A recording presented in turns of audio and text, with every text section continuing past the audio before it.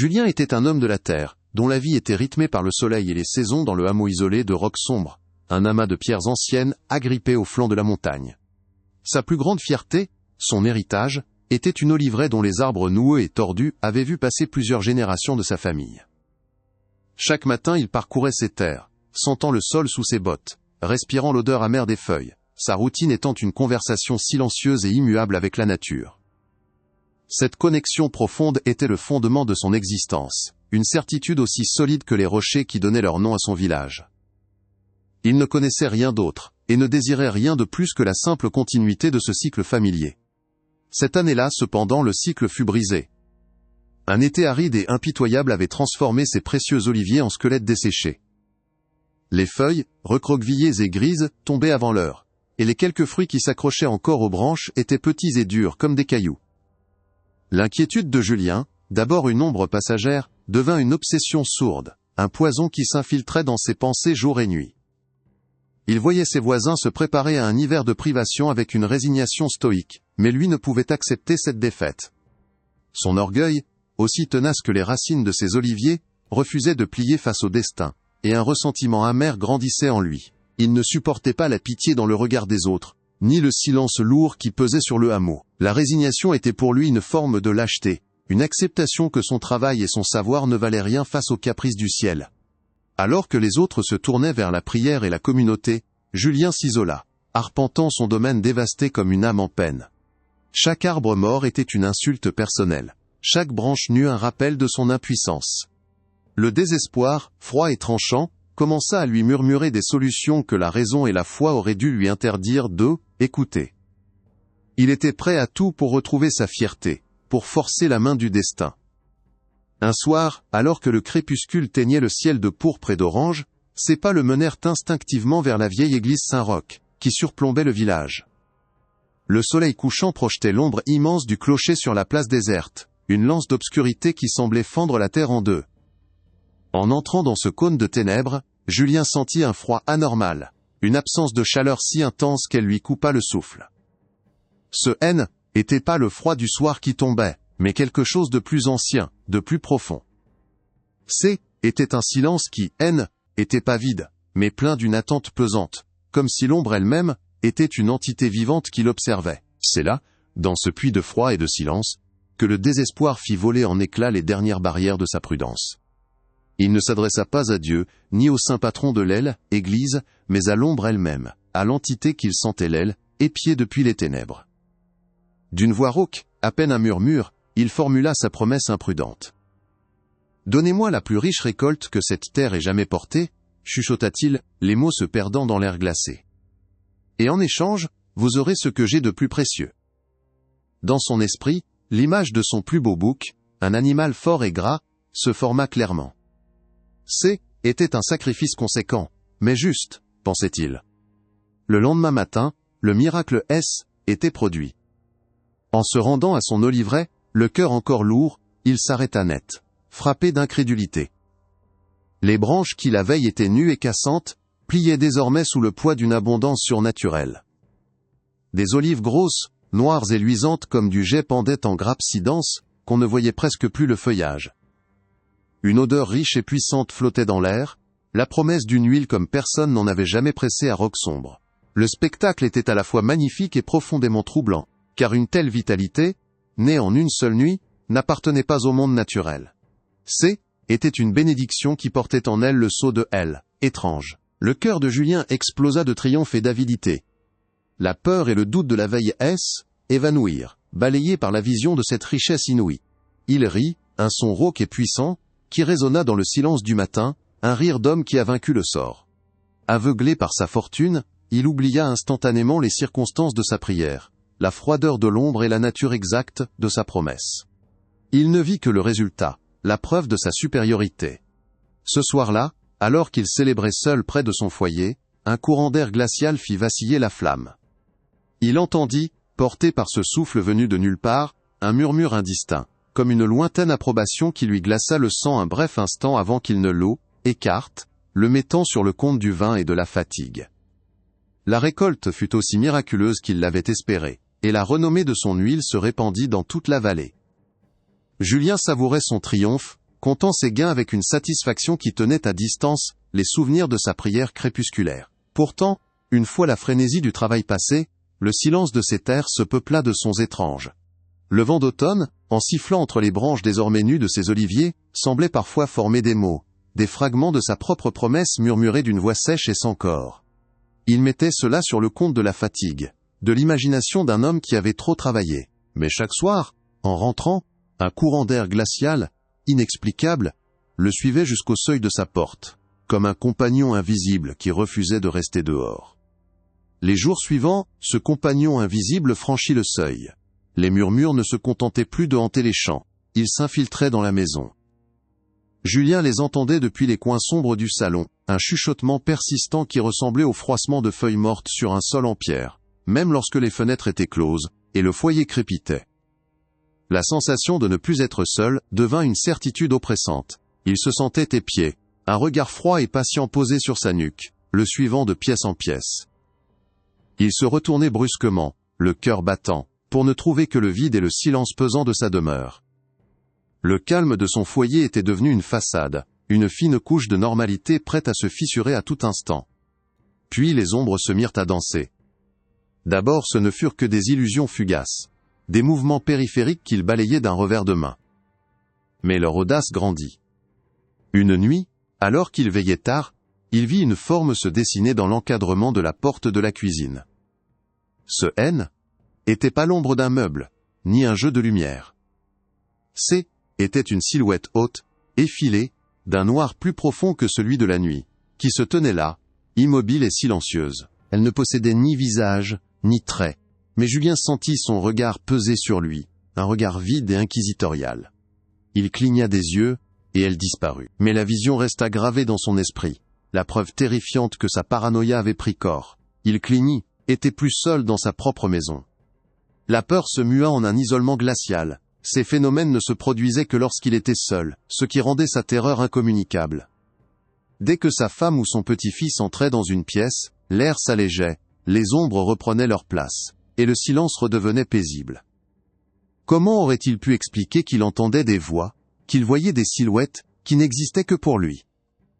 On l'aurait cru fou, ou pire, ingrat après la fortune qui lui était tombée du ciel. Ce secret devint une prison, le coupant des siens plus sûrement que n'importe quel mur.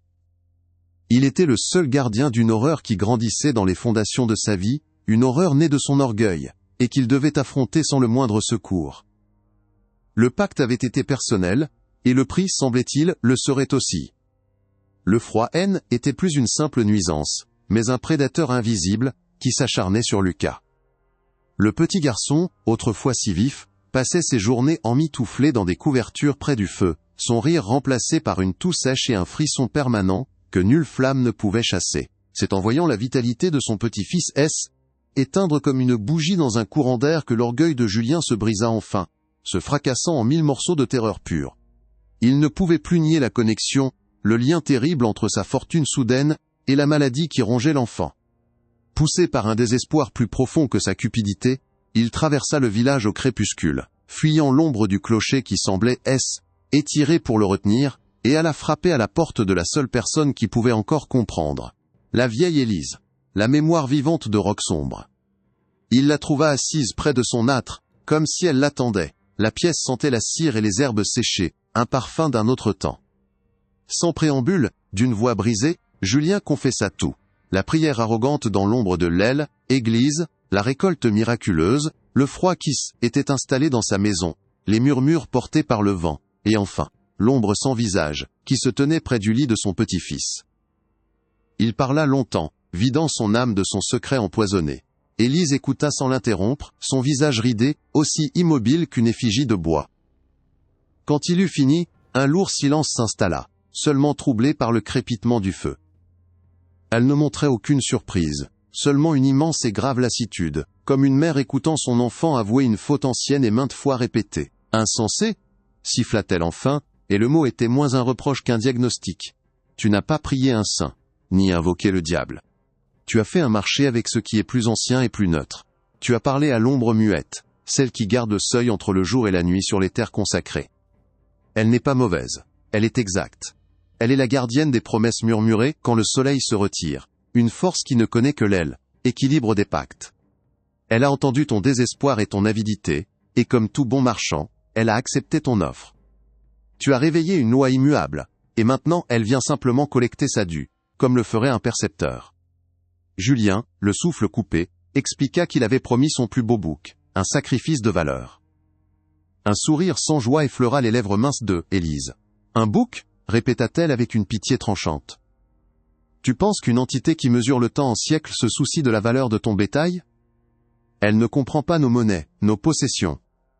Elle lit directement dans le cœur des hommes, pour y trouver ce qui pèse le plus lourd. Elle a regardé dans le tien, Julien, et elle a vu ce qui t'est réellement le plus précieux. Ce n'est pas un animal dans une étable. C'est la lignée qui coule dans tes veines, c'est l'avenir qui porte ton nom. Elle ne vient pas pour ton bouc, elle vient pour l'enfant. Le choc des paroles d'Élise laissa Julien anéanti, mais non sans espoir. La terreur qui l'avait paralysé se mua en une détermination froide, celle d'un homme acculé qui doit se battre pour ce qui compte vraiment.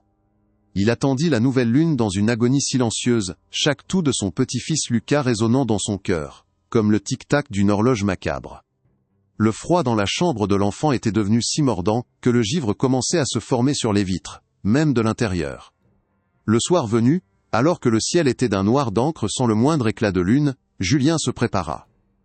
Il enfila sa chemise de lin à l'envers, le tissu rêche et inconfortable contre sa peau, un rappel constant de l'aile, étrangeté de sa mission.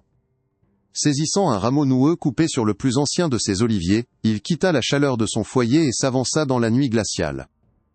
L'air était immobile, lourd, comme si le monde entier retenait son souffle. Le village de Roquesombre dormait, ignorant le drame qui se jouait sur sa place. En approchant de l'aile, église Saint-Roch, il vit que l'ombre du clocher N était plus une simple absence de lumière. C était une flaque d'encre solide, un vide tangible qui semblait absorber le son et la chaleur. Une oppression terrible lui écrasa la poitrine, un silence qui hurlait dans son esprit. Il s'arrêta au seuil de cette obscurité, sentant un regard sans yeux posé sur lui, un jugement froid et immémorial. Prenant une inspiration qui lui brûla les poumons, Julien fit un pas à l'intérieur de l'ombre. Le froid devint instantanément insupportable, un froid qui ne venait pas de l'hiver, mais du vide, comme si toute vie et toute chaleur lui étaient arrachées. Devant lui, l'obscurité se condensa, éleva, prenant la forme d'une silhouette haute et effilée, un homme fait de nuit pure, sans visage, sans traits, mais dont la présence était plus écrasante que n'importe quelle montagne. Julien sentit ses genoux trembler, son instinct primaire hurlant de fuir. Mais l'image de Lucas, frissonnant sous ses couvertures, lui donna la force de rester. Il leva le rameau d'olivier comme un talisman dérisoire face à l'éternité. « Je suis venu honorer mon pacte, dit-il sa voix, un filet rauque et tremblant qui se perdait dans le silence oppressant. À peine les mots eurent-ils quitté ses lèvres, que des murmures élevèrent autour de lui, portés par une brise inexistante. Était sa propre voix, déformée, moqueuse, répétant en boucle les mots de son arrogance. « Donnez-moi la plus riche récolte, ce que j'ai de plus précieux. » Point. Chaque syllabe était un coup de poignard dans sa conscience, chaque écho, un rappel de sa faute. L'ombre muette ne parlait pas, elle le forçait à écouter la noirceur de son propre cœur, le transformant en son propre bourreau. Il lutta pour ne pas se boucher les oreilles, pour ne pas fermer les yeux. Avec un effort surhumain, il poursuivit le rituel. « J'ai promis ce que j'avais de plus précieux, et j'ai cru que était un bien matériel, déclara-t-il, les mots de la formule Élise lui semblant étrangers sur sa langue. « Je t'offre maintenant le sacrifice convenu, celui que mon orgueil t'avait caché. J'offre Belzébuth, mon plus beau bouc, le plus fort de mon troupeau. » Au même instant, une vague de froid encore plus intense le submergea, lui coupant le souffle. Il sentit la chaleur de son propre corps l'abandonner, une faiblesse mortelle envahissant ses membres. Il comprenait maintenant, était ainsi que Lucas se sentait, une lente agonie glacée orchestrée par cette chose. La terreur psychologique s'intensifia. Le murmure de sa propre voix fut remplacé par un son bien plus terrible. Le cri de Lucas, appelant son nom. « Grand-père, j'ai froid! Grand-père, au secours !» Était si réel, si proche, que Julien tourna la tête d'instinct vers sa maison. Une erreur. Le cri se transforma en un rire glacial et sans corps, qui sembla venir de l'intérieur de son crâne. L'ombre se nourrissait de son doute, de son amour, le tordant en une arme contre lui. Il se força à regarder de nouveau la silhouette, les larmes gelant sur ses joues, son cœur se brisant à chaque appel fantomatique de son petit-fils. Il devait tenir, il devait achever la formule. « Accepte cet échange, toi qui es gardienne de l'équilibre !» clama-t-il, sa voix se brisant sous le poids de l'angoisse. L'ombre s'avança d'un pas imperceptible, grandissant, semblant vouloir l'engloutir. Les murmures revinrent, plus forts, plus accusateurs, mêlés aux pleurs de l'enfant. Il sentit le regard du vide le sonder, attendant une seule seconde de faiblesse, un seul instant où il renoncerait au rituel pour courir vers une illusion. Le rameau d'olivier dans sa main tremblait violemment. Était un test de foi, non pas en un dieu, mais dans la parole d'une vieille femme, et dans la solidité des anciennes lois. Il était au bord du gouffre, suspendu entre la survie et l'oubli. Puisant dans un dernier sursaut de volonté mue par l'amour désespéré pour son petit-fils, Julien planta ses pieds dans le sol gelé. Il ignora les cris, les murmures, le froid qui rongeait ses os. Il regarda le cœur du vide, et prononça les derniers mots de la formule de rétractation, non plus en suppliant, mais avec la force d'une humble confession. « Mon orgueil a créé la dette, mon humilité la paye.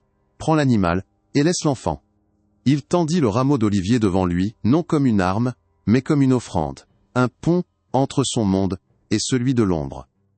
Le rameau, symbole de vie, de paix et de sa propre lignée, se mit à briller d'une douce et pâle lumière verte. Au contact de la lumière verdâtre émanant du rameau, l'ombre muette ne recula pas dans la terreur, mais se défit, comme une volute de fumée emportée par un courant d'air. Il n'y eut ni cri, ni explosion, seulement une dissipation silencieuse et absolue, un retour au néant. Le froid surnaturel qui lui rongeait les os, évanoui en un instant, remplacé par la simple fraîcheur d'une nuit d'automne finissante. Le silence oppressant se brisa, et le monde revint à lui, le chant lointain d'un coq, le bruissement du vent, dans les feuilles sèches. Épuisé, vidé de toute force, Julien s'effondra à genoux sur les pavés froids.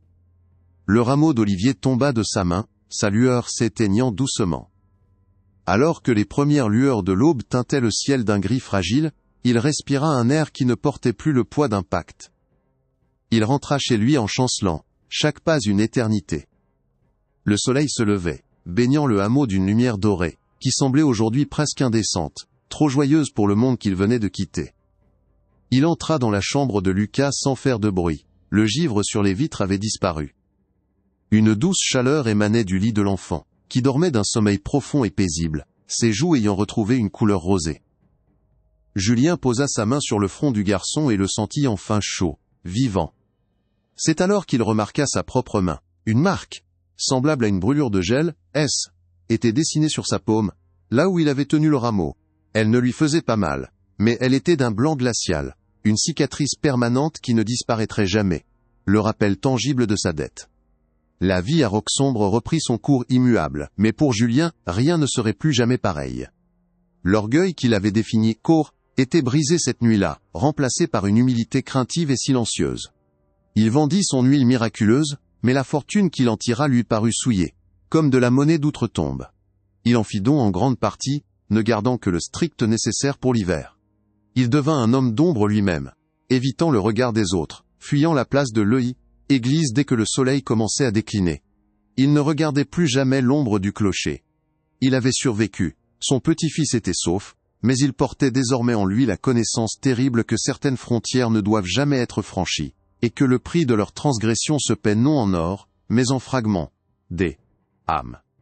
Alors écoutez attentivement vous qui marchez sur les vieilles terres, et gravez cette leçon dans vos mémoires. L'histoire de Julien n'est pas qu'un conte pour effrayer les enfants près du feu.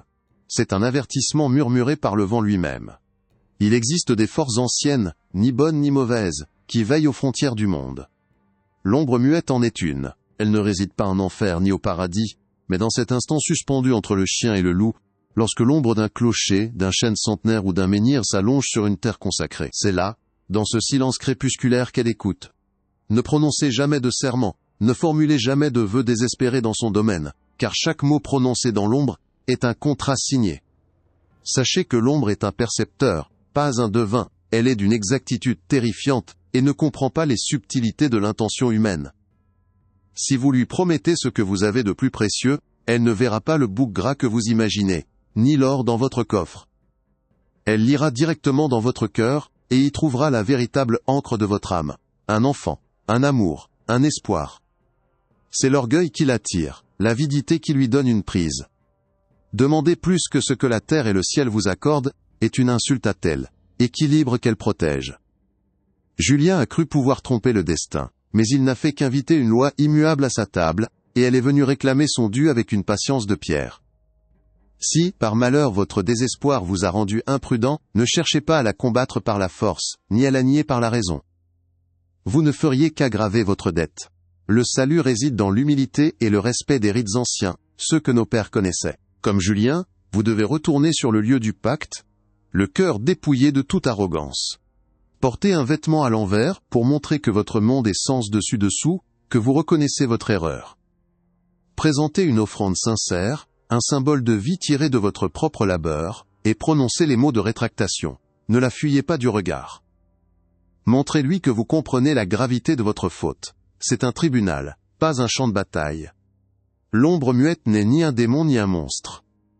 Elle est l'incarnation de l'équilibre, une mémoire de la terre qui nous rappelle que chaque grand don exige un sacrifice équivalent. Elle est la gardienne des mots prononcés à voix basse, la garante que les promesses faites dans l'obscurité ont un poids. L'histoire de Julien nous enseigne que la plus grande richesse n'est pas celle que l'on arrache à la nature, mais celle que l'on cultive avec patience et respect. Car une fois qu'un pacte est scellé avec le crépuscule, les mots ne peuvent être effacés. Ils peuvent seulement, avec chance et humilité, être rachetés par un cœur contrit, laissant derrière eux une cicatrice pour ne jamais oublier la leçon.